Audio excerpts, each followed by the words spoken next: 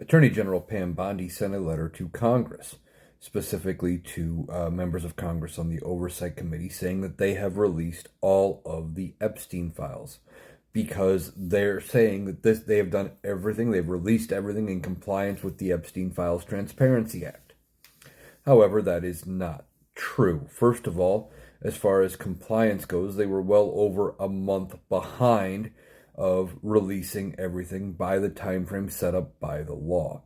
Second of all, they say they've released everything, but when they released the last batch of 3 million plus documents, they said there was more in the files that they weren't releasing because they claimed they were tied to ongoing investigation. So that's not releasing everything. And they also said in this letter, Pam Bondi said, that nobody was redacted.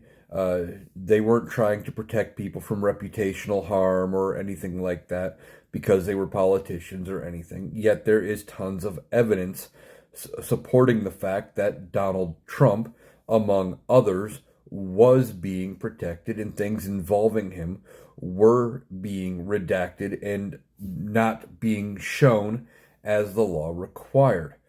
But there was a list of like 300 people who were listed in the files who may have had some mention. Doesn't mean that they had any criminality, but that there was a mention. And I believe included in that list was obviously Donald Trump, who they said in a House Oversight Committee meeting was in the files more than 1,000,000 times. Now, I don't know if that was an exaggeration, but they said Donald Trump, Marco Rubio, J.D. Vance, Elon Musk were all mentioned.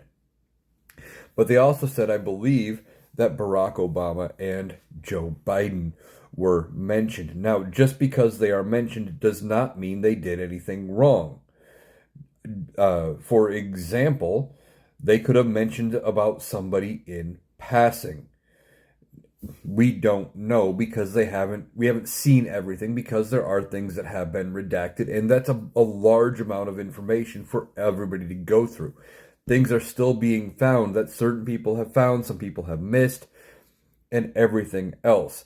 I think including Obama and Biden, among a few others, was an attempt to dirty the water and make it look confusing and try to change the narrative. Well, see, it's no big deal. Biden was in there too. Or it's not a big deal. Obama was there.